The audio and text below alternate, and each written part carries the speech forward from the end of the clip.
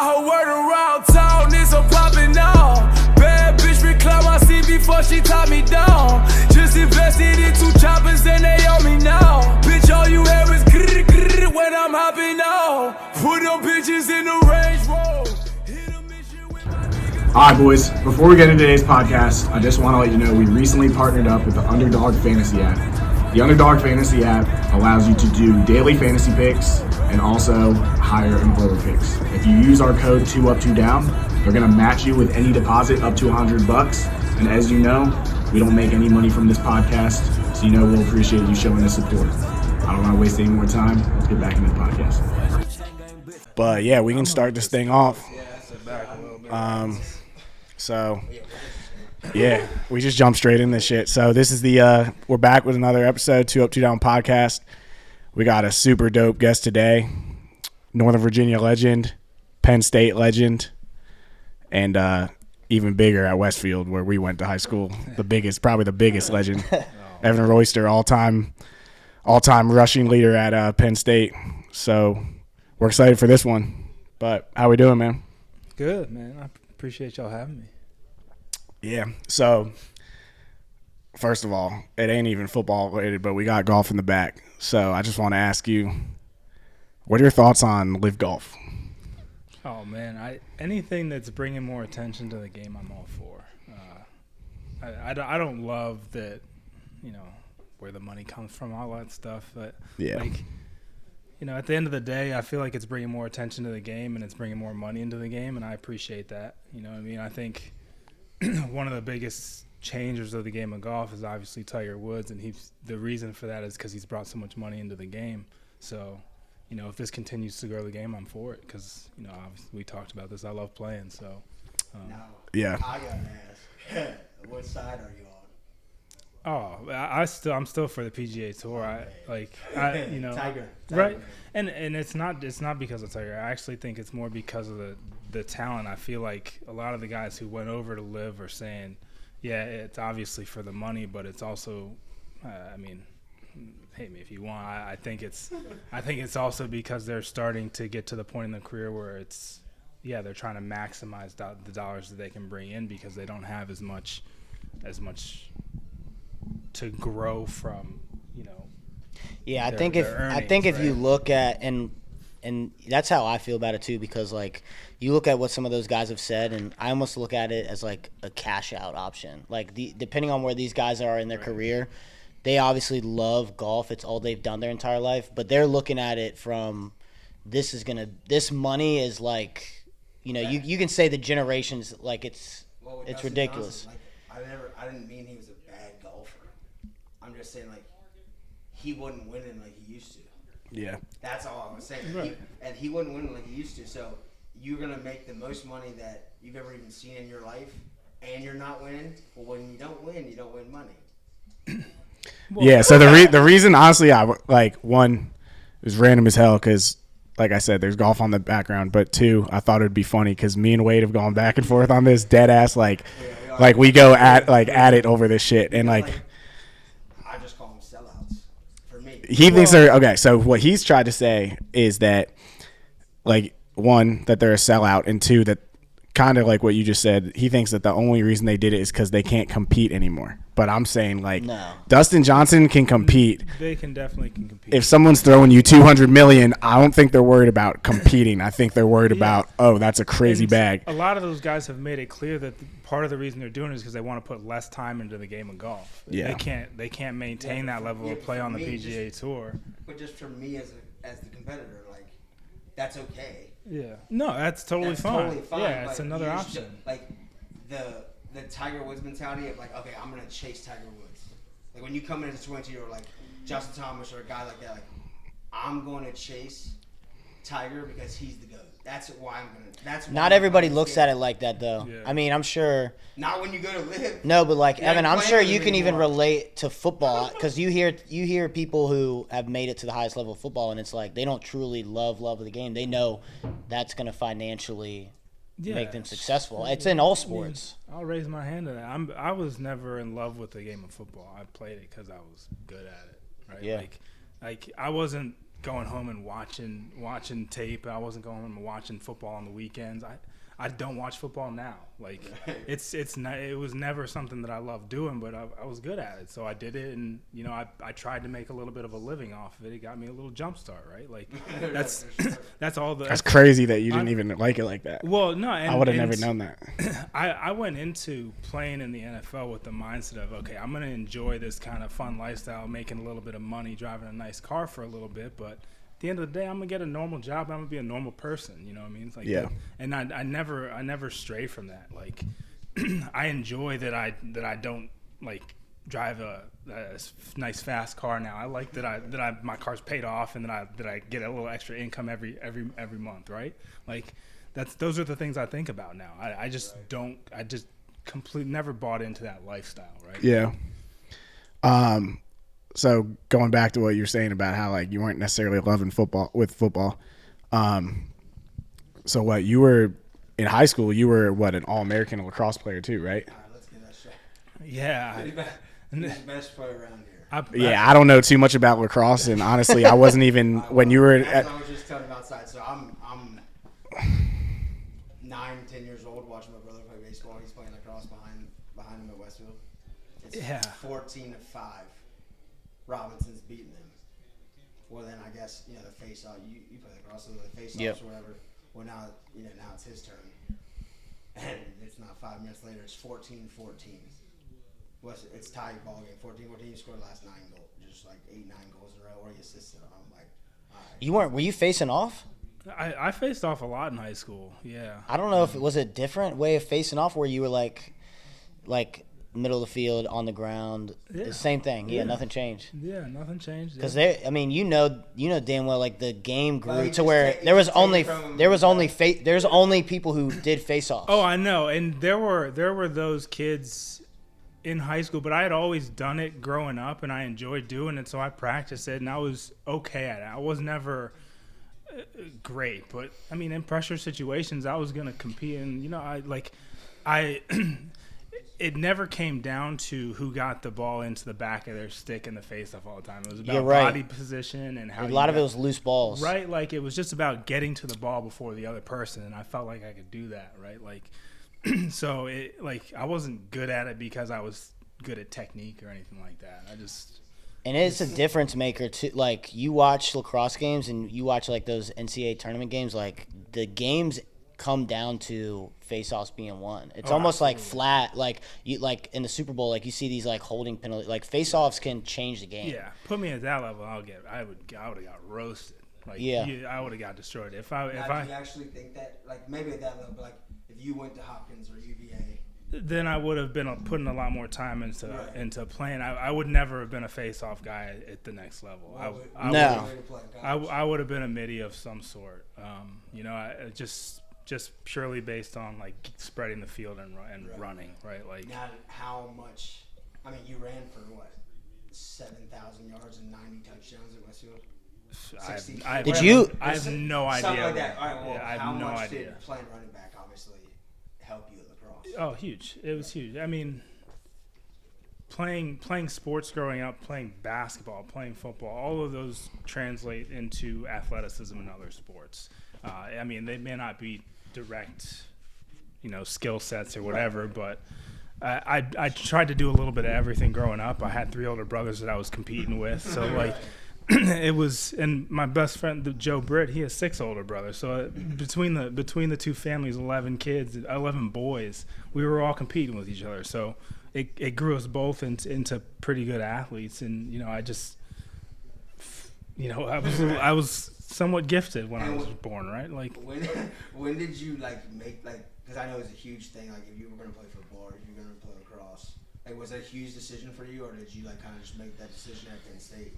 At the time, it was an easy decision. I now thinking back about it, I'm like, damn, I was stupid. But at the time, it was there's a future in football. There's not one in lacrosse, right? Like, it's getting better as far as like professional lacrosse. I think it could become something later down the road. Yeah. But would you say that like looking back that you loved playing lacrosse more than football? Yeah, That was literally why I brought the whole thing up. I was like, so what did you like? You just said you didn't like football that much. I loved lacrosse. 100%. That's crazy. I love lacrosse like, because no one would have ever guessed that. Me too, man. Anytime I can catch it on TV, I'll put it on. I love the game of lacrosse. I think it should be one of the greatest American sports. I agree because you can and I know the reason I got into it was just from close friends that I played football with, because there's elements of football into it. And at the time, it's like people weren't really hitting, but you could hit. Yeah. So like people that had those football backgrounds were coming into it like were difference makers because they weren't afraid to hit. A lot of those kids that just grew up only playing lacrosse, like they're shying away from contact. Well, that's what I'm trying to tell the kids now. I'm like, don't specialize in one sport. You gotta play them all. Like they're all gonna make you better. It doesn't matter what sport it is. And you never know what you're gonna like doing. Quite frankly, you're probably gonna like what you're good at, but you might be good. You might be good at different things. Yeah. And you might enjoy one more than the other that you didn't think you would. Yeah. And the thing about it is like we've had this debate before of like, you know, which sport's the hardest or like which one is like takes the most athletic, whatever. But I feel like every single sport like takes a different sort of athleticism. So the more you play, you're getting the full round picture. So that if you go on and stick to one, like now you're just, I feel like, different than someone who just only played one. You know? Yeah. I mean, I feel like at least college coaches and stuff like that, they're looking for well-rounded athletes because they want people who are coachable and who have diverse skill sets. Yeah. Right. Like they want you to fit into a role or something like that. Right. Yeah. There's the 1 in a million guy who's going to come out and be a difference maker, but for the most part, they're looking for skill sets, and it's the people who make it to the major leagues from those positions are people who really refine those skill sets and turn them into careers, right? Like there are people who have made it through, you know, years and years of the NFL, long snappers, for instance, who develop a specific skill set but have turned it into a career that pays them, you know, $1.52 million a year. Yeah. And they play, you know, and this is not a knock against them. I think they're awesome at what they do. But they play 5-10 snaps a game, right? Yeah. Like it's impressive what they've turned that skill set into. It's quite frankly incredible. Like the focus and consistency. Yeah. Boy, it's just like when I was watching when I think the Bengals were playing the Bills when it was snowing. I'm like, all right, don't snap it over his head. But then y'all just like, they're pros.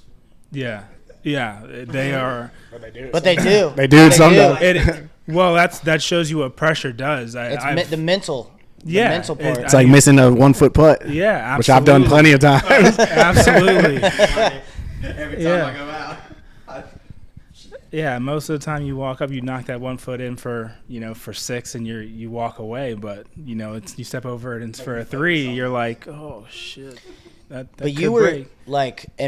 Like talking about these different sports and how they play. Like I think of like Mahomes, like some of the shit that Mahomes has done, where he's like doing Euros, and you see these different moves or like plays from sports translate into others. Would you say like that was you had that hybrid, whether it was lacrosse things they translated into like cutting through holes or vice versa? Yeah, I feel like most of the guys you hear talked about on TV were multiple sport athletes growing up, right? Like how many guys do you see that were really just specialized in one thing as the guy they're talking about, right, on the TV? It's just not common, right?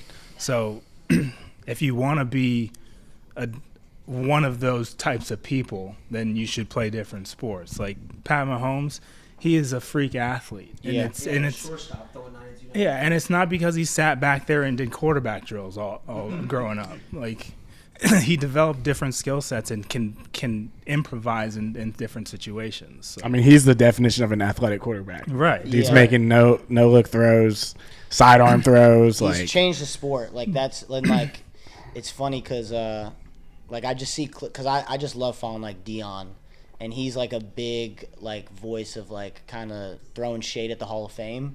saying that like people are just kind of getting like free passes into it, and like one of the things I've seen him say is just like it should be like people who have literally changed the sport, like changed the narrative and like changed the route that it's gone. And Mahomes he's different. Yeah, I'm just a Burrow guy, so. But you can be a Burrow guy and still recognize someone else's greatness. Still give respect. You can still because like I'm a Mahomes guy, but I recognize Joe's good. All I'm saying is you can, like, Burrow may not make that no-look throw, may not make that scramble out, scramble whatever, but like he makes the right decision and play that. Like the dude's always won. He's gonna win a Super Bowl. Yeah, I mean, and he's competing at the way like he came in the year like coming from a guy that played football, had injuries and all. Like Burrow came in at 25, tears his ACL, terrible against the Redskins. Mm-hmm.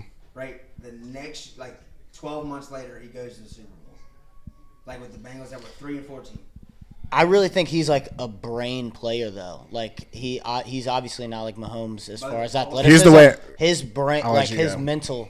The way I see it is like maybe it's not the greatest comparison, but I almost see it as like Mahomes is almost like a Aaron Rodgers sort of talent, except actually has like great leadership. And I feel like his IQ and game managing is also better than Rodgers, which is why ultimately he's already won more than Rodgers did. You can't take for granted that Andy Reid is their coach. But Andy Reid has never won a quarterback without Patrick Mahomes. Yeah, but he was 12-4 with Alex Smith. And what'd they do? And Alex Smith was very good, by the way. Yeah, he's very good. Like he was a good quarterback. People sleep on him. The dude was the best QB on the Redskins with basically one leg. They just hired I think, and I think he led him to the playoffs. If I lost 10 pounds, I can play quarterback for the Redskins. Yeah, I mean, don't get me wrong. Like, there's no disrespect to Andy Reid. Like, he's great for sure, but. At the end of the day, it's like this is like what you're saying right now is like the whole bit how people were saying, oh, it's all Belichick and no Tom, and then Tom leaves and you see what happens. Well, we already saw Andy Reid before Mahomes came along, and now we see what's happening. So like, it's obviously a combination of the two. What I'm asking you, but Mahomes is a stud. Don't get it twisted. How much does NFL coaching matter, in winning games, or is it just based off a lot, or your roster and talent? There's a lot of both factored in. Obviously, talent matters, but I think coaching is going to get your team into a position where they can win. Like, honestly, I feel like you see coaching really make the difference in second halves of games. I feel like you see talent make the difference in first half of games. This, especially at the college level. At the pros, it's a little bit more fluid, quite frankly. And I think coaching matters a lot in the NFL because everybody's good. Everybody's really good. There are a few people in the NFL where you say, okay, that guy is different, that guy is different. Okay. Pretty much. Those guys?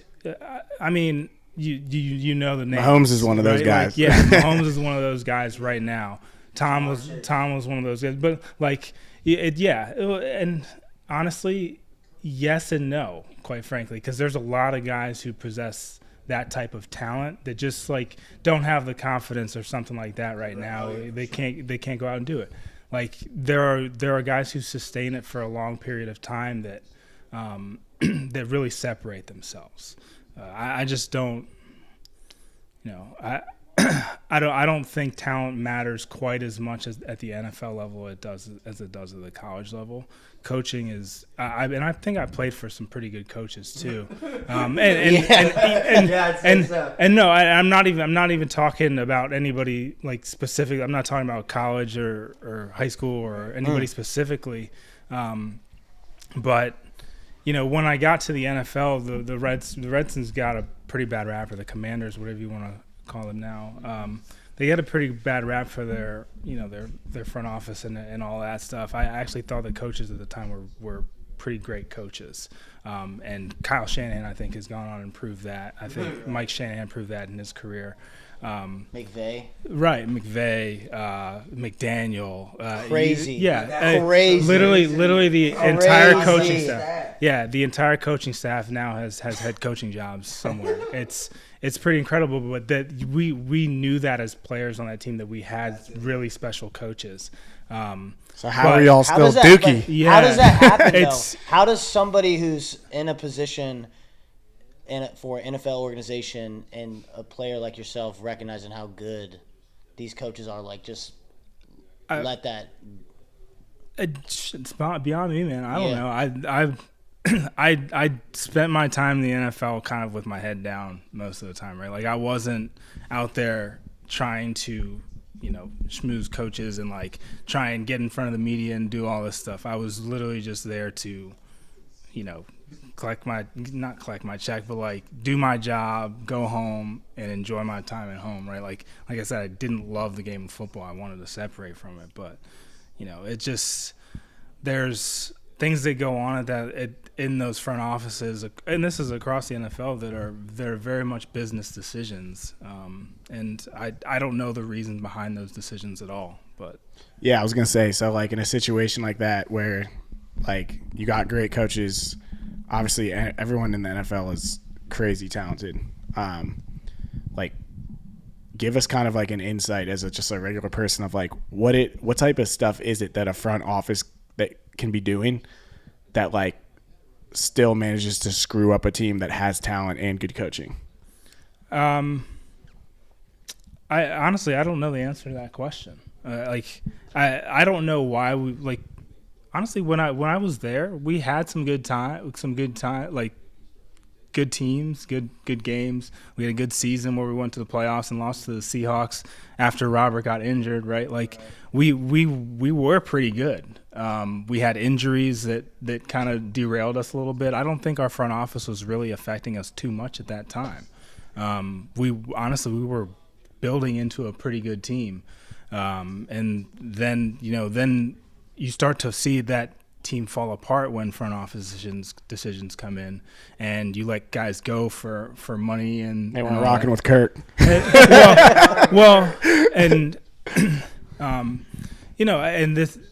this is nothing against either of them as people, but I was kind of a Kirk fan when I played for the Skins, because he had a different presence when he stepped onto the field and into a huddle. And when you see that as a player, you stop and you listen and you almost pay more attention, and it gets the team more on the same page, right? Like it's weird how just leadership. It's weird how it starts there, but you hear this all as when you're growing up, and that's why they make you break at the same time and all that shit. But there's something to that, and how it coordinates how you all approach the game, right? Like.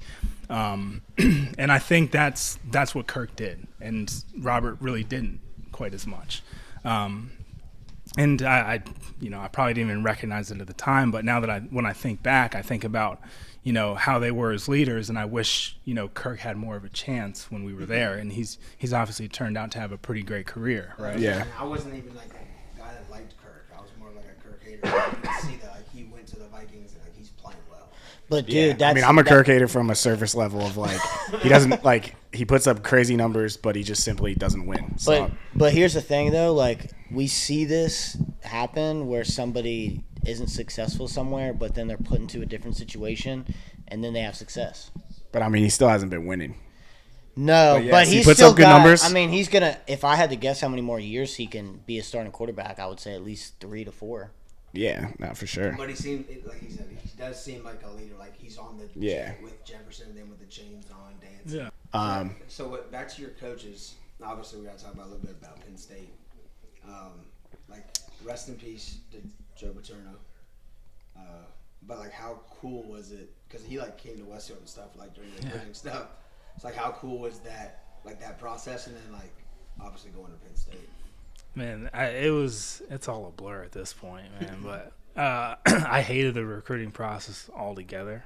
But when Joe Pa came to to Westfield, I remember, I think it was like the senior football players in the weight room at the time, or it was some small group.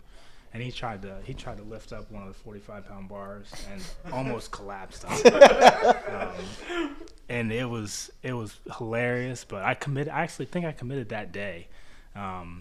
And I hadn't really planned on doing that. I kind of surprised myself when I committed to Penn State, and it just like came out of my mouth. But turned out to be the right decision, right? Sure. Like, I mean, leading the leading the university rushing is not bad. Huh? Right, and I think it's and one of the guy number 2 is Saquon. So that's we won't mention how long it took him, but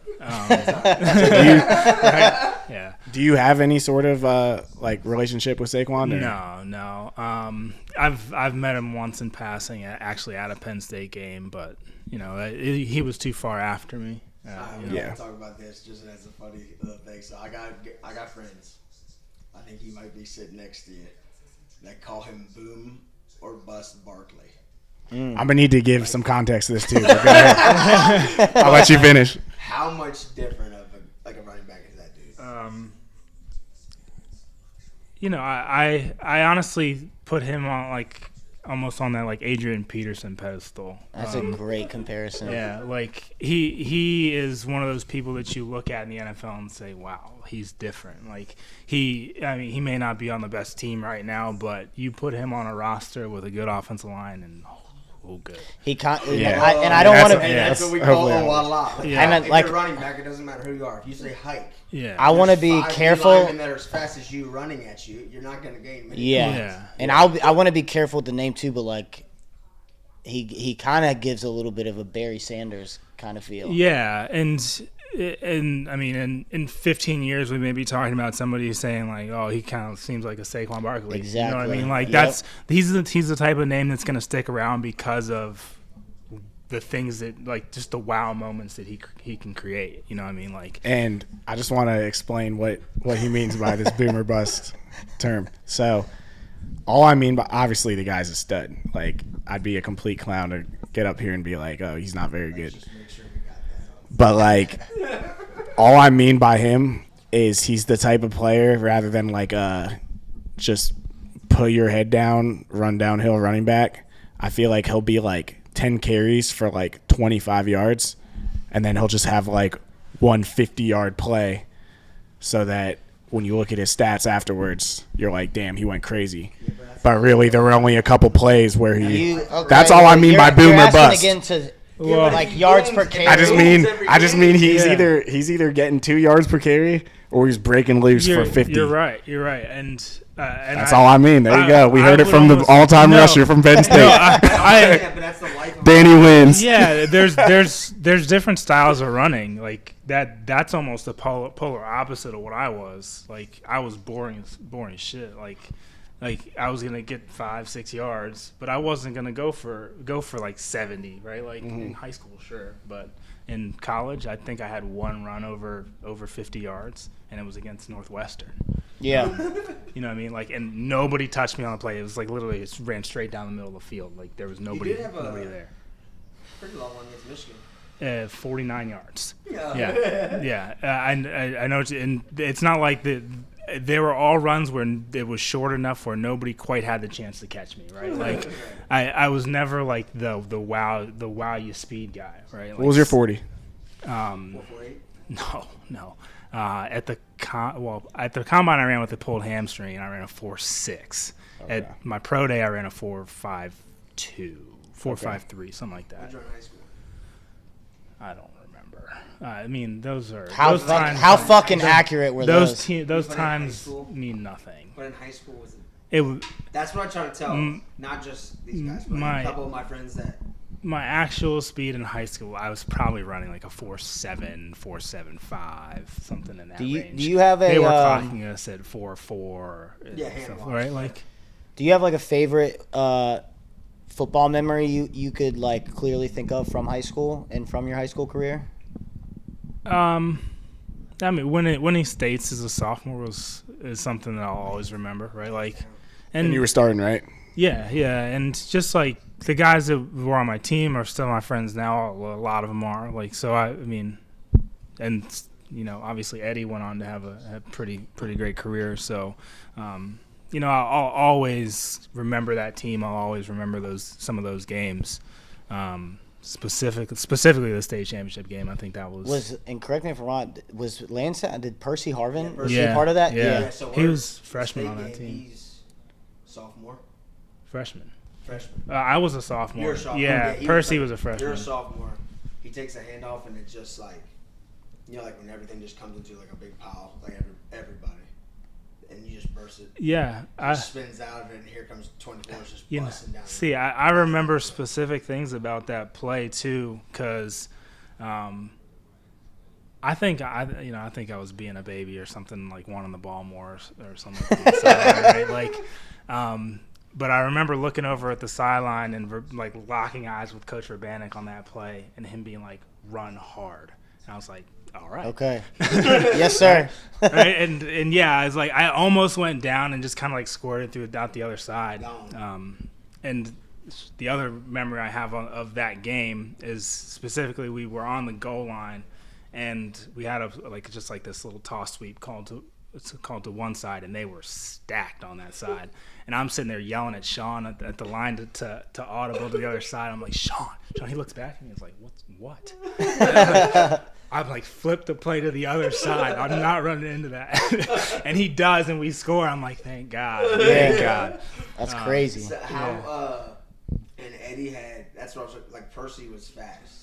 Oh, yeah. Percy was that dude. He almost ran back the opening kickoff. And he took the opening kickoff back? He almost did. And he was a freshman. Mm-hmm. Yeah, but that was when Eddie... There was a little trick play, too, I think. Yeah, they did a reverse. Yeah. Yeah, or no, something like behind the back. Yeah. Who's got it. That's how you spook a team. Yeah, but you make a play like that off the rip. Then we whipped that ass, too. Pretty sure they got too. No, but so... I remember they were always going in, like in the stands and everything. They're talking about Percy Harvin.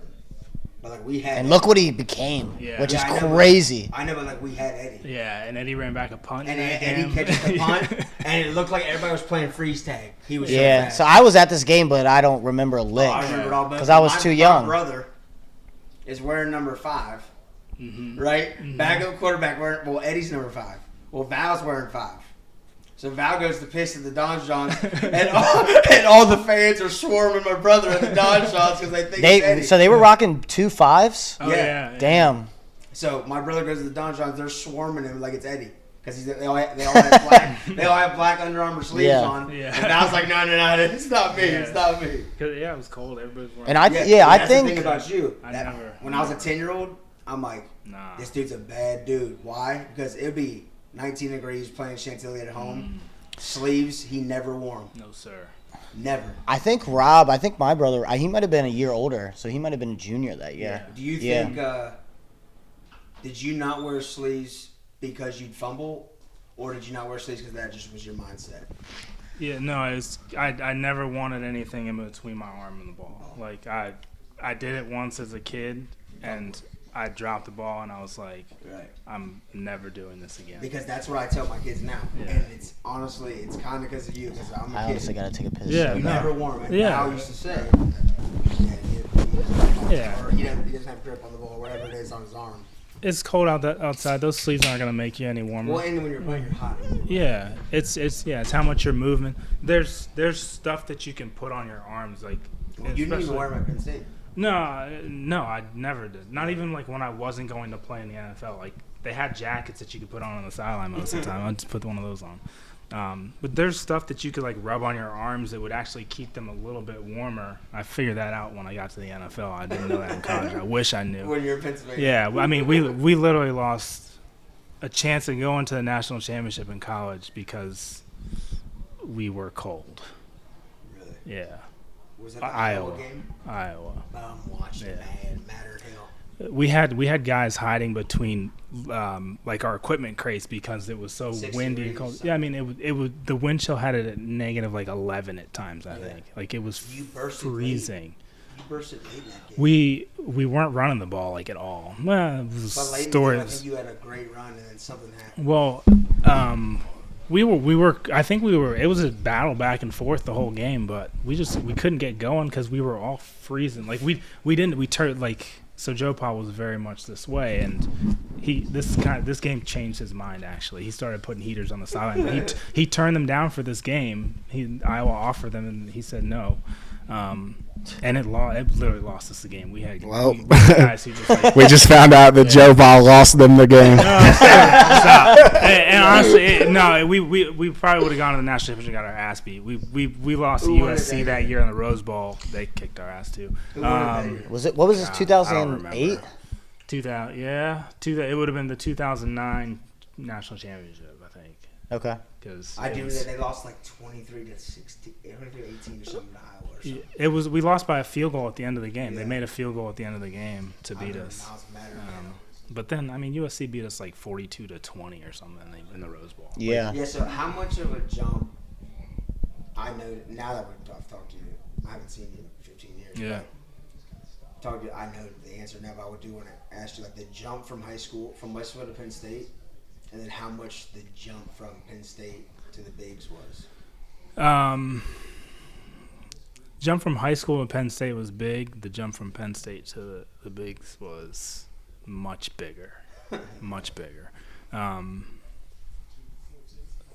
Honestly, going from high school to Penn State, like in college, there's still a lot of bad football players. Like a lot of bad football players. In the NFL, there are none. Right. Like there are none. And the speed. Yeah, you see that. You see the speed change when you go from high school to college, but going from college to the NFL, like you literally just rely on instinct at that point. Yeah, there's nothing in you that's like really taking your time to analyze movements and stuff like that. Because it's just too fast or what? And everything is pre-snapped in the NFL. I feel like I haven't thought about it until now, but like I feel like, especially playing running back, like a huge speed change has to be linemen as well, right? Oh yeah, like that's the first thing you're coming into. So that speed. There's that dude on Georgia. He's like 3 something, and he runs like a damn 4.5. Like what the fuck? 38 stretch and you take it, and there's a guy that's 300 as big as a refrigerator on your back. Yeah. 4'6". Yeah. It's nuts. I think about like this stupid ass sport that I played, and I'm like, what was I thinking? So I was gonna say I wanted to ask you, and this is with all due respect, of course, but obviously like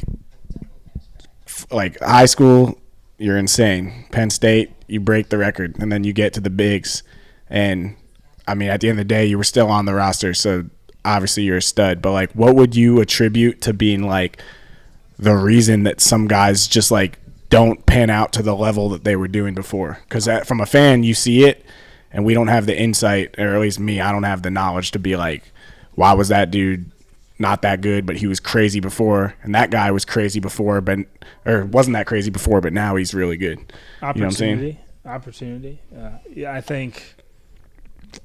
think anybody you put in the game has the opportunity to shine at the NFL level, and especially at certain positions, at running back especially. Yeah.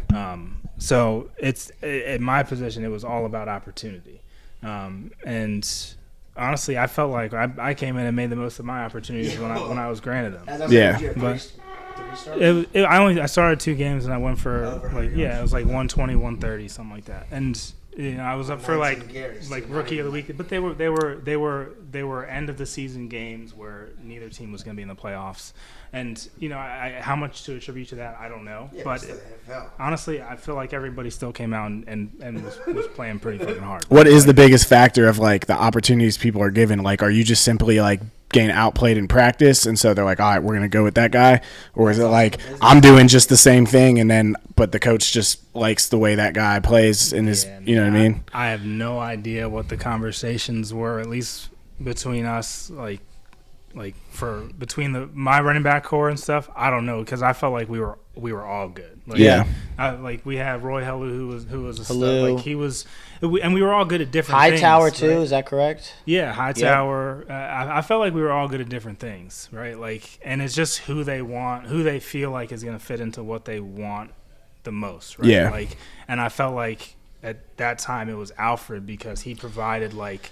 a little bit more of that. Yeah, he just provided a little bit more of that, like wear down the defense. And he was driving the Nissan or whatever the hell it was. Yeah, I love what was that shit again? He was like You know the coaches loved that. Yeah, it might have been like a Mazda. It was something. Yeah, it was something crazy. like that. But it wasn't bronze. It was And the thing is, he got it like upgraded, and it was like actually stoop. Whoever the maker of the car was, like, took it back and they like refurbished it and like, made it all. He went to Pimp My Ride. Yeah. But the running, but to attest to that, like, look at the running back market today, and it's still disrespected to a point. People aren't getting big contracts, and teams are just hoping that they can find somebody that's going to come in and fill the spot. Well, that's kind of like It's a cycling door. Well, it's a passing league right now, and it probably will be for a long while. You know, I think it's kind of cyclical where Time is a flat circle. No, but I honestly think that it'll come back around where the running game kind of comes back in. But I never think the running back position will ever not be devalued, because I feel like it's a position where it really doesn't take that much talent to play, quite frankly. Like, you get a good line in front of it, and Miles Sanders. He went to Penn State. Yeah, Boom, that's great. I'm not taking a good anything player. from he Miles did. Sanders. Yeah. You ever met? Or I'll let you go. We Then. have Eagle fans. You know, obviously they're gonna love Miles Sanders, but like, he's not going to get a I might be 5 flat 40, but if I'm running through bus lanes. If I'm not getting touched, I might run 5 flat. But if I'm running through a bus lane and don't get touched till I get 10 yards. Yeah. And I'm gonna get up and do just like everybody else, first down. And most front offices' decision is we're not willing to spend the money on somebody that, you know, we could probably go replace. Even if we don't get the same exact production, we can save this much in cap space for, you know, 5% less production that we can just. It's all about value, man. Yeah, Like, and my man Joe Mixon this year. Oh, Alfred, like, good honestly, value. Danny, It's a bit. what you were talking about, like with Saquon, and like it made me start thinking about like a stat, which I like when these games are broadcasted, they love talking about, which is like average yards per carry. And they're probably looking at a back like Miles Sanders. He's averaging like 3.8. They know they can probably bring somebody in for 3.4. They're going to take. I think Miles was way above. I think he was like 5 this year, though. Point, they'll dip a little bit, but it's going to save them. This year, but you're a Dolphins fan. Yeah, like, big. I always had hope in him because I named him Mustard. Like Raheem Mustard, right? Yeah. Little did you know he had 1,300 yards this year, or 1,200 yards. He was a dog. Yards. Jeff Wilson Jr. No one would have said that when he got traded from the 49ers to the Dolphins that he was going to do that. Yeah. Well, he got good coaching. Mustard man's 4-3. Yeah. He snapped against all they needed was some ketchup. It's some opportunity, but like just opportunity. Yeah. You know, so but I do want to ask you one thing is like more on the serious side of it. It's just like, and we're not gonna name any names on this side of it, but like, how did you feel? Like, or not feel, but like, what was the process of like them when they took like the record, like when your yards? Oh shit, that mean nothing to me. Yeah, but like, really? Did they have to tell you? They didn't say anything to me.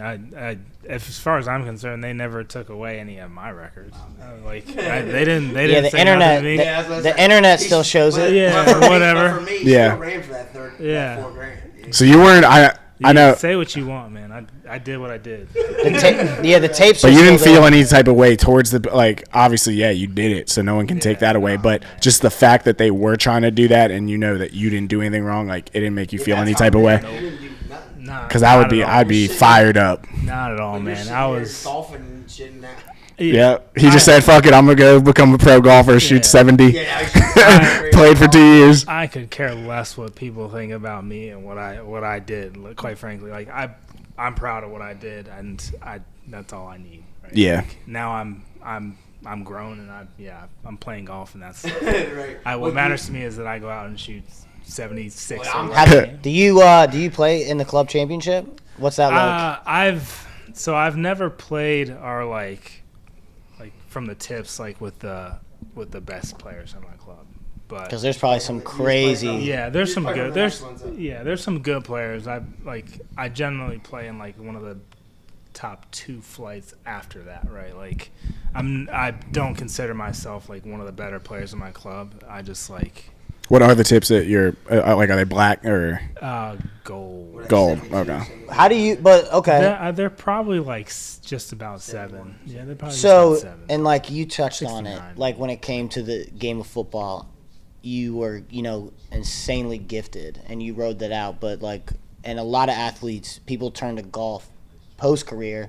Do you get like a competitive fire through golf, or is it more of like, I just love that, like just doing something athletic? Like, what is it for you? It's the thing. It's obviously something that can never be perfected, but it's something that I want to keep getting better at, right? Like, it's the one thing where I'm like, man, like, I'm at home thinking about like, all right, like, how do I turn the ball over, like, just a little bit more? How do I hit that fade into that pin, right? Like, right? Like, sport just has a way, right? Yeah. Like, it just has a way about like sucking you in and. Or just like I played bull run. I know you probably played bull run. Couple times, a long time ago. When I get down to that shit.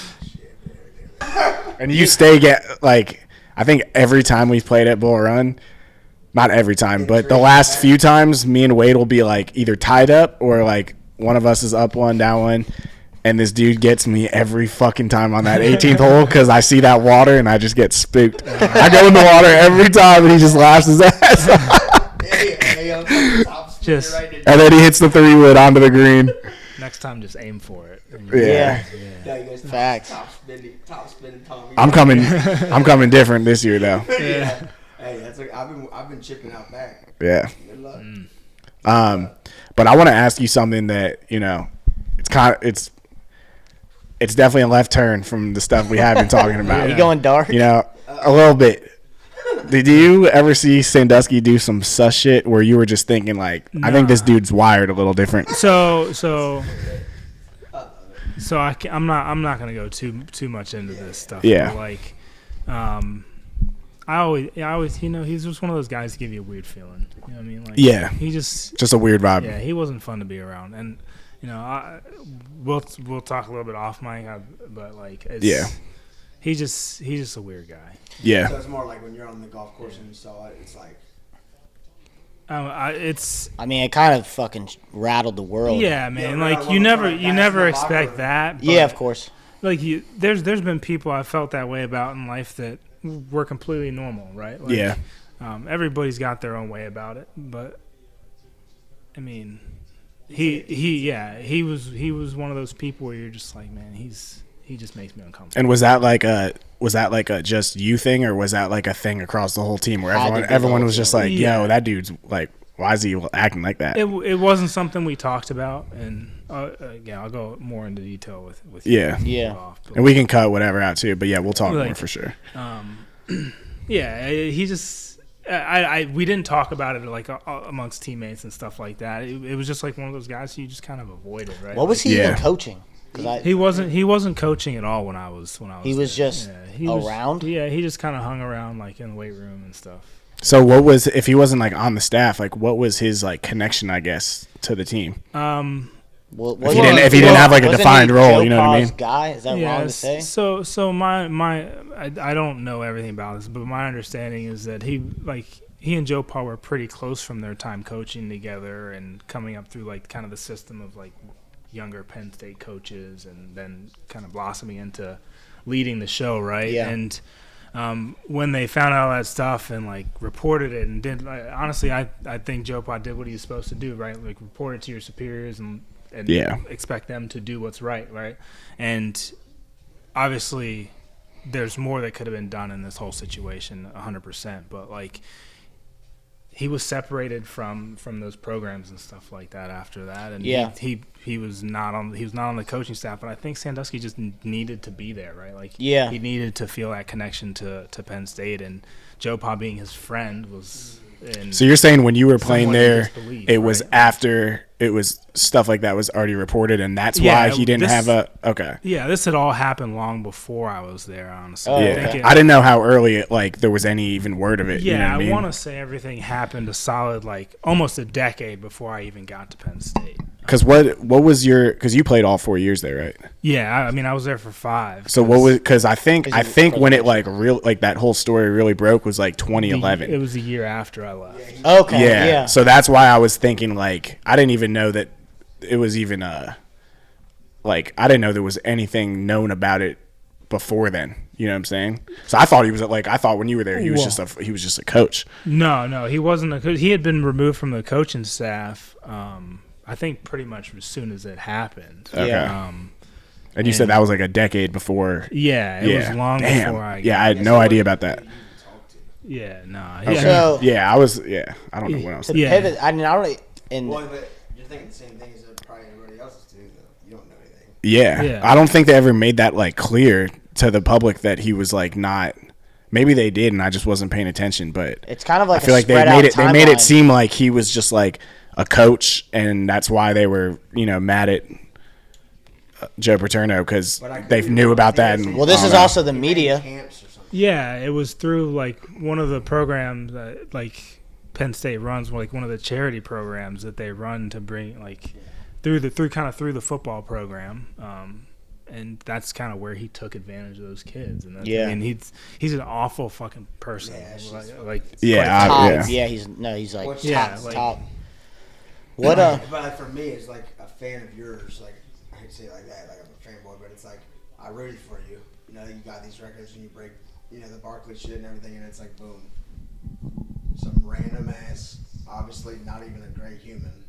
Obviously, he's a piece of shit. Not even a coach. Yeah, but like not even a coach. That's what I'm saying. It's out of your control. It's the reason why a dude's playing golf on shooting 74 at Belmont is going to lose a record that he did 8 years ago. Yeah. Well, I mean, that stuff meant nothing to me after the fact. Like, but it's just crazy. Yeah, I mean, what were like your?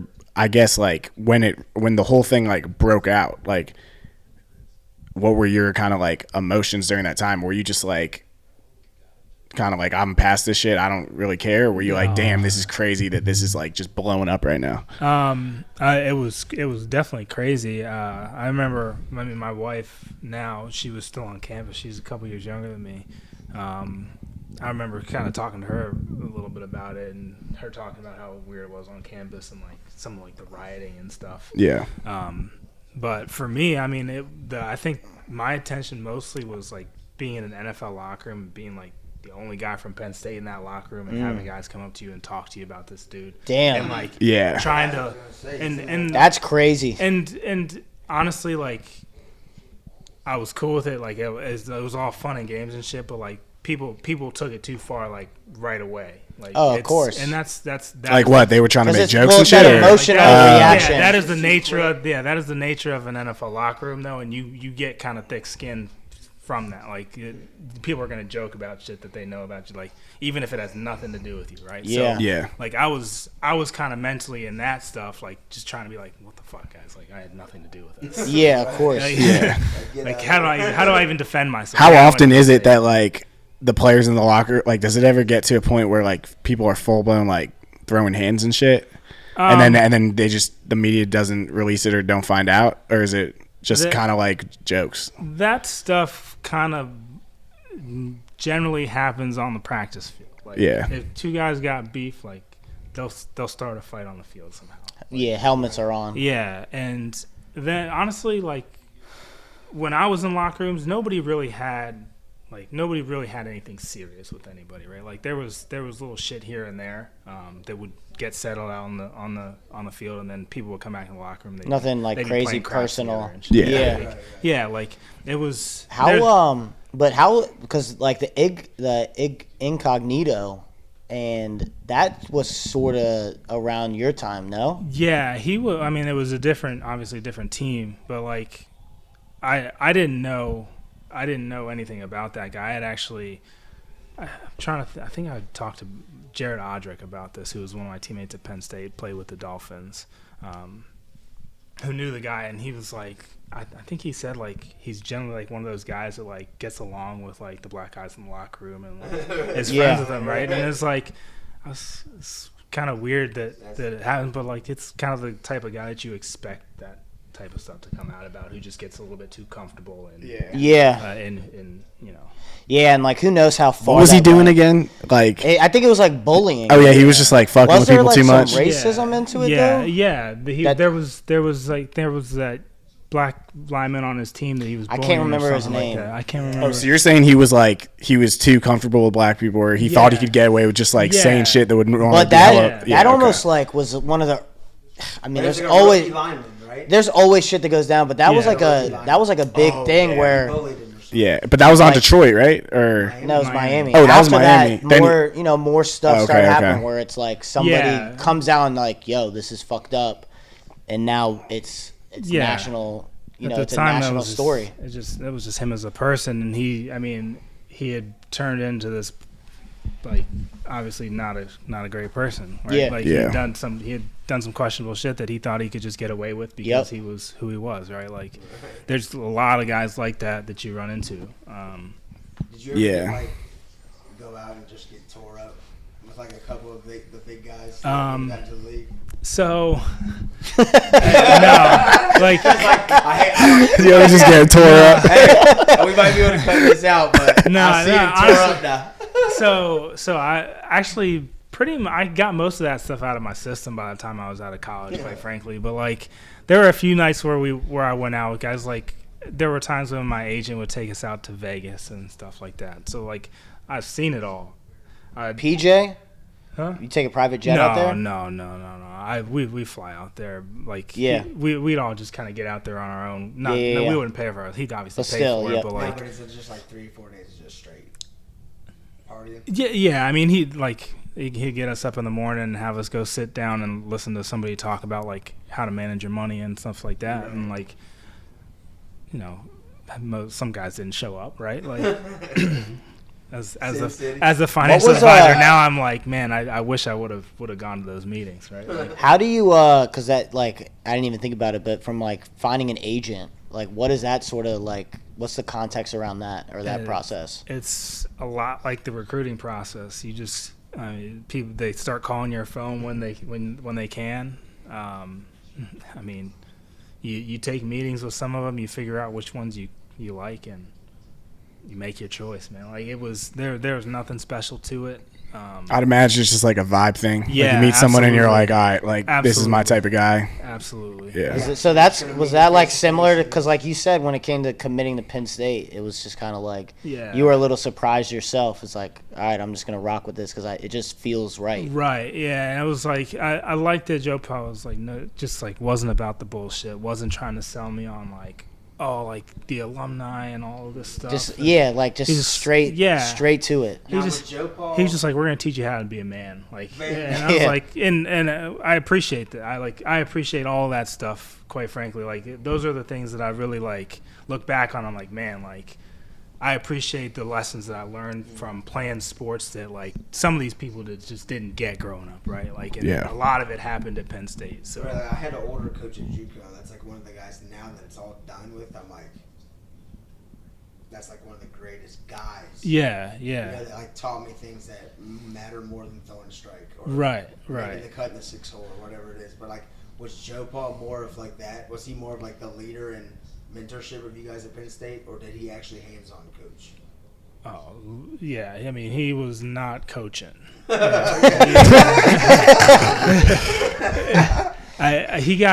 eating applesauce, vibing. So I mean, he just let's put it this way. In the golf cart. He got injured. I think it was my freshman year. When I was redshirted, we were on an away game at Wisconsin. And he got injured, like broke his rib, broke his leg in two spots. How though? Did somebody run into him? Somebody ran into him on the sideline. It was actually a guy who played in the league named Andrew Corliss. That's on his resume. Joe Paul. Me and Andrew, his locker was right next to mine. He was a funny dude. But he direct shot right into him, took him out like. From then on, like he would killed Joe Paul. He would be posted up like 70 yards down the field, and we would, like, during practice we would just hear this voice like yelling from the distance, and it was just like squeaks. Like you wouldn't hear what was being. But everyone would like stop. We'd all turn our ear and like try it here at times. Everyone kind of like people like kind of stop and like pretend like soak it in. Like, all right, let's move on. To the next other coaches would be like, "Stop, Joe's saying something," and we'd be like, and we just wait for him to stop.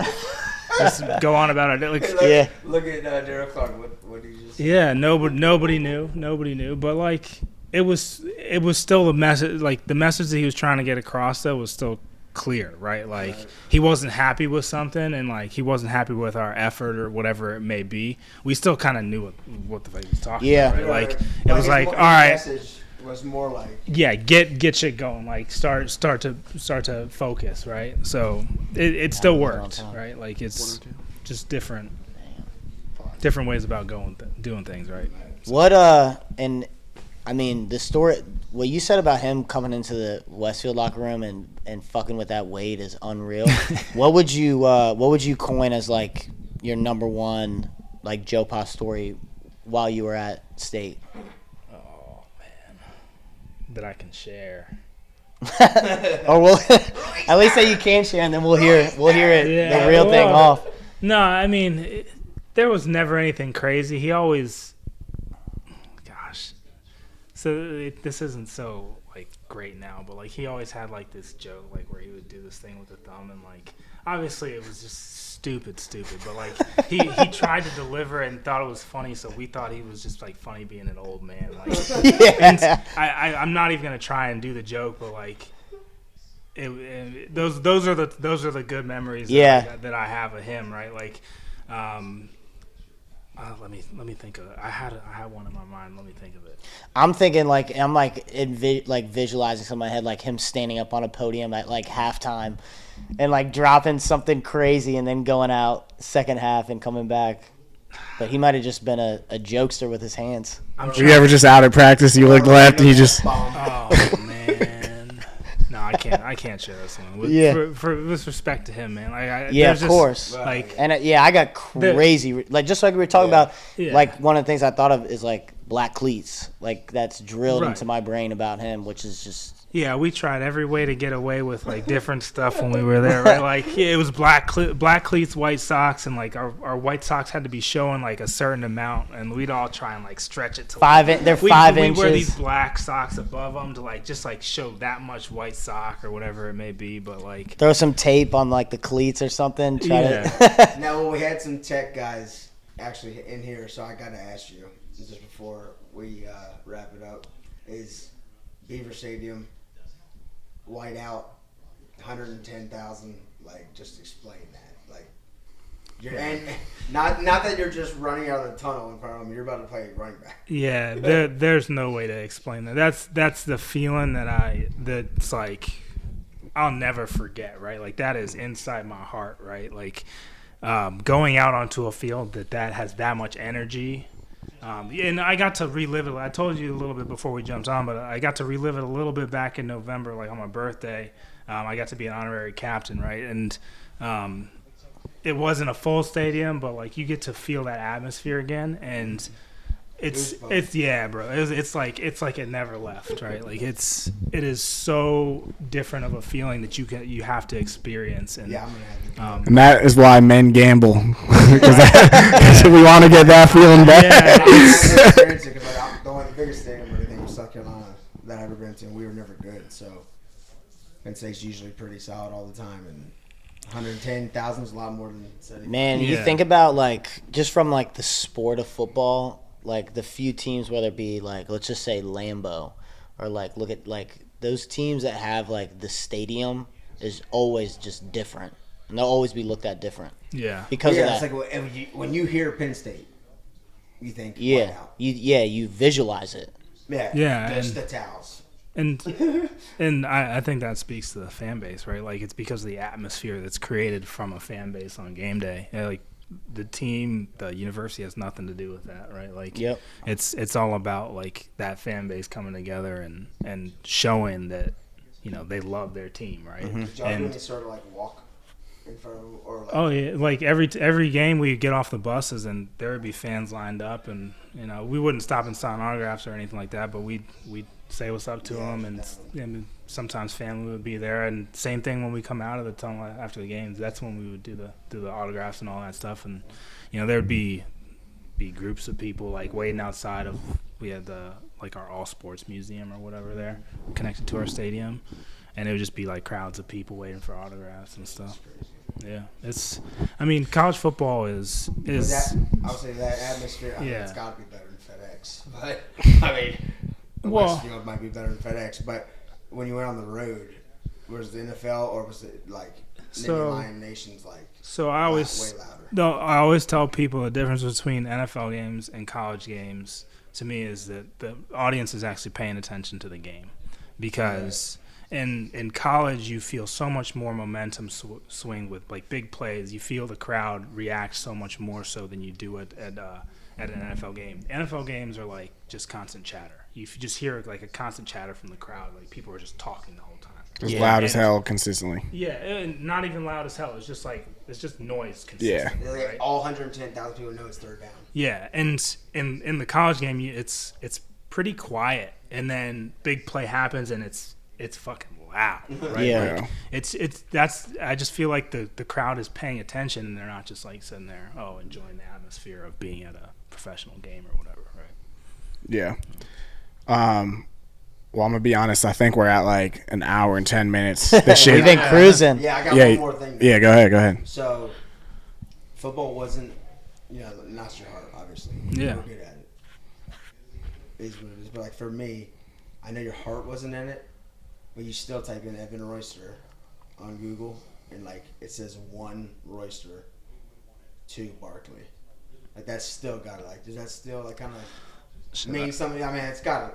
Shit, if you need me to prove how proud of myself I am of that, I can show you like my phone. One of the most recent pictures of me is at the Penn State bookstore, sitting at the top of the step where our names are listed. Right, like it's one of it is my most proud accomplishment. Right, like I will cry right here on set talking about it. Right, like I love that I was able to accomplish that at Penn State. Right, like. Those are memories that you just don't get to experience, and I did, right? Like, I'm so proud of myself. I appreciate you. Because like for me, I rooted for you growing up, so it's like Saquon Barkley in the NFL is different, right? He's different, But like I got a picture of there you with my brother and Travis Moss, where it's like. So leading up to like him getting close to breaking it, people were like, "Oh, is he gonna break it? Is he gonna break it?" I was like, "I hope he does, man. I hope he does, because that means that." Saquon Barkley broke it. It wasn't Evan Royster, it wasn't some guy who had who had 2 games in the NFL and it's a dude who's gonna have a career, right? Like for me, like you made me cry and said it was like it's still 1 Royster and 2 Barkley. Like, I mean, how can it not be? Let's get it out. Let's get it. Like, but back outside. I think that is like right. That's definitely one of the. I mean. I think a lot of people, you hear old people, especially like when they're about to die and stuff, like it's all about the legacy you leave behind.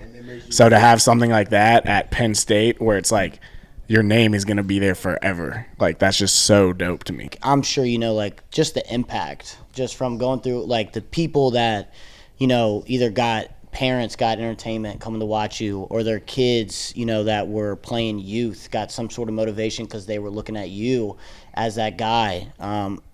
Dude, I mean, from a community standpoint, you've touched a lot of people. I mean, just to give some perspective, like obviously this is the first time me and you have ever met, talked on any sort of level, and when I was a kid, I never really personally watched you. I wasn't going to the games until I got into Westfield, but just like your name when I was a kid was like, I mean, I hate to disrespect Jesus, but like your name was, you're like truly around Westfield. Like when you heard Evan Royster, it was on like some God level type of shit. Like that's that dude. And like now I'm just sitting here with you and like, you're just a regular ass dude, just like me. You don't even fucking like football. I appreciate that. Like for real, that means a lot to me, quite frankly, because I think I do appreciate those things more as I get older and think about, like I hope I influenced people with what I did and all of that. So I appreciate that. That means so much to me, for real. But it's cool to kind of get back and see some of that, kind of go back through some of that stuff. Actually, I got invited to, I don't mean to make this go on much longer, but like I got invited to the Fairfax County Football Hall of Fame banquet by a colleague of mine whose kid is just doing something in it, right? And it kind of made me think back to the people who I encountered who, like, obviously I told you Jonathan Allen was there when I was being inducted, but you know, Bao Zhu was being inducted when I was there for high school. So like, it's just, you see people who have influenced you growing up, and I appreciate that I'm one of those people to some people, right? Like it's all I needed, right? Like, that's so cool. Nah, I mean, you have no idea. Yeah, right. I just know, like, if there's any argument with me, I got your back. Like, no, I appreciate it. I appreciate it. You got to know as well as I do. I watched them all, but we got to get this on set. The Mikey Glenn 08 team plays the Royal, and Sean, your 04 team. Do we need to have this conversation? That's it. That's all I need. It's yeah. I mean, who was your quarterback was Sean? Yeah. Okay. Yeah, I mean, the fact that who was the running back on 08 or 09? We don't have to. Because we know Johnny was the number one receiver. Hey, shout out to Johnny Pickett. I'm going skiing with him next week, so no disrespect, but obviously Matt Nutton. Okay. Yeah, he ain't Eddie Royal. Yeah, no. He ain't Eddie Royal, and whoever the running back wasn't Everett Royster. Mike Glennon, I think he got Sean, but I heard Sean was maybe a better college or high school quarterback than Mikey. Yeah, because Mikey took a little while to grow into himself, right? Like, he didn't fill out quite as early as Sean did. Right? Yeah. Sean was a man in high school. I mean, right? Sean was throwing, I think, 65 yards. Yeah. Well, I think at the end of the day, we could probably sit here and talk all night with a guy like you, to be honest, because it's just that easy. Years, man.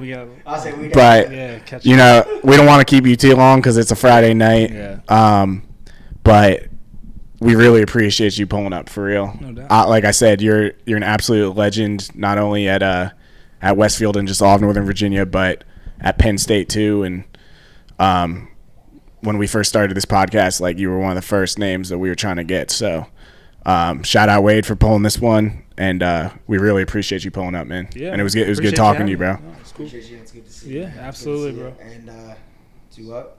Yep, 2 down. 2 down. 2 good. Big up. Yeah, 2 good. But appreciate you. Man. Yeah, that was awesome. I appreciate you, man. Might be my favorite one, to be